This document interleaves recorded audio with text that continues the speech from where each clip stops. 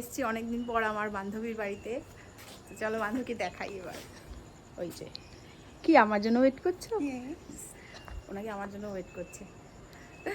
হ্যাঁ চলো, এই যে রেডি হয়ে গেছে, আমরা দুজন যাব, একটু বেরোবো।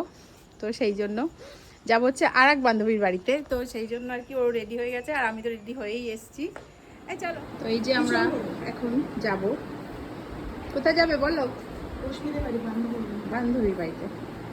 তো আমরা দুজন মোটামুটি তো রেডিই আছি, এখন কথা গেছে রেডি হতে। তো ও রেডি হয়ে গেলে তারপরে যাবো আমরা। আজকে আড্ডা হবে ভালো, কারণ হচ্ছে আমাদের মেয়েরাও একসাথে হবে অনেক দিন পর। তো একটু আড্ডা, আজকে আমাদের বন্ধুদের মধ্যে একটু আড্ডা ফাড্ডা হবে, অনেক দিন পর দেখা হচ্ছে। তো সেই সবের জন্যই মেনলি আসা আজকে আমার। তো সেগুলো করব, করে কালকে তো আজকে মেন অনুষ্ঠানটা আমাদের হয়ে যাবে। চলো চলো, কথাকে ডাকো।